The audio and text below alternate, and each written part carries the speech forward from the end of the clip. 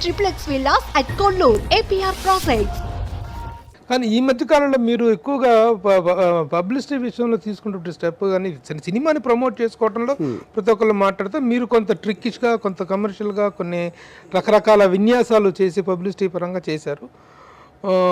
ఈ అంటే అప్పుడు గ్రేట్ సక్సెస్లు ఉన్నటువంటి రోజుల్లో చేయలేదు, ఇప్పుడు చేస్తున్నారంటే ఈ ట్రిక్స్ వల్ల సక్సెస్ వస్తుంది అనేటువంటిది అన్నది మరీ అంత అదవను కాదు. So the point is, adi annitlo there are all different facets of my personality. Okay. When I am tweeting something about international thing or a local thing, or I am doing some philosophical episodes or whatever, they are different facets of my personality. Okay, okay. So I am not doing all of them as a film director. That's only one part of it. Film director ante only when it comes to promotion. Okay. Release appudu chestanu. Okay okay okay. ఇప్పుడు రామ్ గోపాల్ వర్మ గారు touch చేయని subject అంటూ ఏం లేకుండా ఉంది. ఒకప్పుడు only he is confined only to films. Later he confined himself to he has expanded himself to so many other areas of the society. చాలా విషయాలు మాట్లాడతారు మీరు, హిందూ దేవుళ్ళ గురించి మాట్లాడతారు మీరు, రాజకీయాల గురించి మాట్లాడతారు మీరు, సినిమా ఇండస్ట్రీలో స్టార్స్ గురించి వాళ్ళ గురించి ట్వీట్లు పెడతారు. ఏ విషయం కూడాను అన్లెఫ్ట్గా ఉన్నటువంటిది ఏది ఉండదు. You have touched all the things.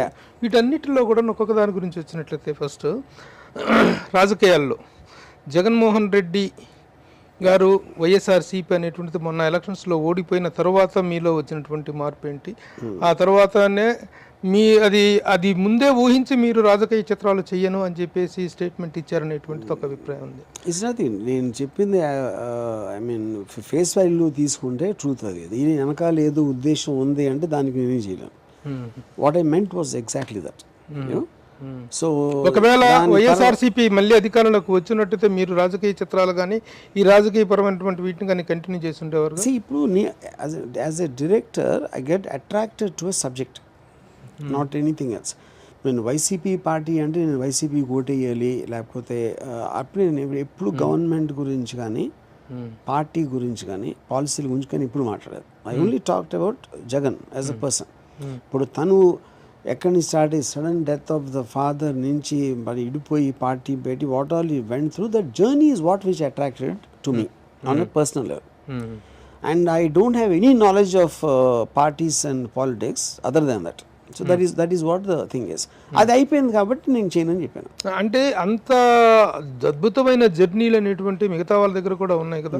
Pawan Kalyan అనే వ్యక్తి అన్నయ్య ప్రజారాజ్యం పార్టీని పెట్టిన తర్వాత అది అయిపోయిన తర్వాత తను అన్కాంప్రమైజ్డ్ ఫైట్ చేసి 2 చోట్ల పోటీ చేస్తే 2 చోట్ల ఓడిపోయి 10 సంవత్సరాల పాటు ఒక అవమానకరమైనటువంటి స్థితిలో అతను సాధించుకొని వచ్చేసి ఈ రోజున 100% స్ట్రైక్ రేట్తో రాజకీయ పాలిటిక్స్లో డిప్యూటీ సీఎం స్థాయి.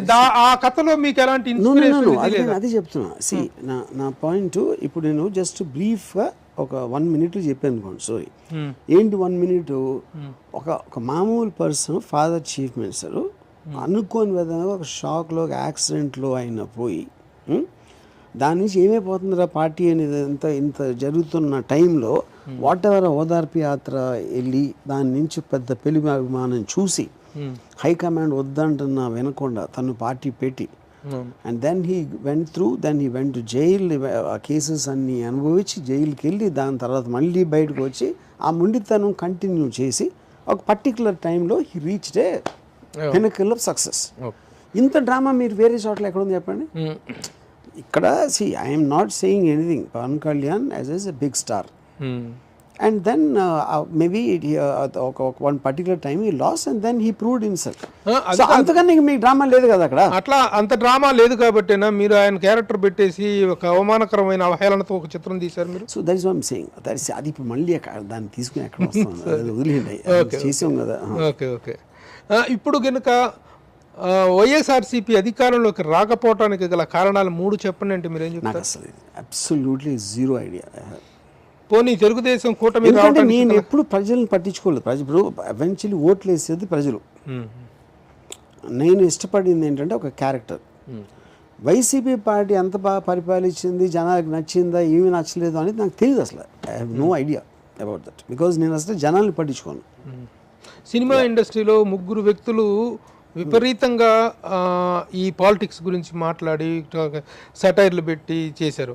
మీరేమీ చేయలేదని అంటే అట్లా చంద్రబాబు నాయుడు గారు రాజమండ్రి జైల్లో ఉంటే మీరు వెళ్ళిపోయి అక్కడ ఫోటోలు దిగి మరీ ట్వీట్లు పెట్టారు మీరు. ఇప్పుడు అట్లాగే పోసాని కృష్ణమురళి అనే వ్యక్తి హద్దులు దాటి మాట్లాడి పచ్చి బూతులు మాట్లాడి అతను ఒకటితో మాట్లాడాడు, సినిమా ఇండస్ట్రీ నుంచి వెళ్ళినటువంటి వ్యక్తి. అలాగే రోజా గారు, వీళ్ళందరూ కూడాను సినిమా వాళ్ళము అనేటువంటి పరిధులు దాటి సినిమా ఇండస్ట్రీ అనేటువంటిది ఒక ఇదనేటువంటి దాటిపోయి పాలిటిక్స్లో అంతగా ఇన్వాల్వ్ అయిపోయి చేయటం అనేటువంటిది టు వాట్ ఎక్స్టెంట్ యూ. ఇప్పుడు పాయింట్ ఫోటో పెట్టడం అనేది అక్కడ వైఎస్ జగన్ ఉన్న తీసేవాడిన ఫోటో నేను బాల్ ఠాకరే ఉన్నది తీసేవాడు. 16 నెలల్లో జైల్లో ఉన్నారు. అప్పుడు వెళ్ళి తీయలేదు. ఆ టైంలో నేను లేను కదా జోన్లో. అప్పుడు నేను I just happen to be there. నేను అక్కడ ఉంటే అక్కడే తీసేవాడు నేను అది. సో ద పాయింట్ ఈస్, మీరు ఇందాక చెప్పిన పోస్టాన్ని కానీ ఎవరు కానీ దే ఆర్ డైరెక్ట్లీ ఇన్వాల్వ్డ్. నేను I have no official position, neither I party member or anything. This is just a personal thing. ఏదేమైనా మన రిజల్ట్ అనేటువంటిది మీకు ఎలా అనిపించింది? నాకు నిజంగా తెలియదు. అదేంటి 151 సీట్ల నుంచి 11 సీట్లోకి వచ్చి ఇదేనటువంటిది అది ఆ రిజల్ట్ అంత అద్భుతమైన చరిత్ర. నిజంగా మీరు చెప్పండి, ఇంత డ్రామా వేసి ఎవరి దగ్గర ఉంది సినిమా తీయడానికి? జగన్మోహన్ రెడ్డి దాంట్లో నిజంగా అద్భుతమైన డ్రామా. సోనియా గాంధీ లాంటి వ్యక్తిని ఎదుర్కొని పార్టీ పెట్టి తండ్రి చనిపోతే ఆ వీరోచిత పోరాటం చేసినటువంటి రాజకీయ నాయకుడు ఎవరూ లేరు. అతను రాజకీయ ధీరుడు, నో డౌట్ అబౌట్ దట్. అంతటి ధీరుడు ఈ స్థాయికి రావడానికి కారణం ఏంటి అనేటువంటిది ఒక చిన్న విశ్లేషణ ఉండుంటుంది కదా మీ దగ్గర? నాకు లేదు. ఎందుకంటే ఇందాక చెప్పాను కదా, అది ప్రజలకు సంబంధించింది. ప్రజల మీద నాకు ఐడియా లేదు అసలు. I have no clue about what people are.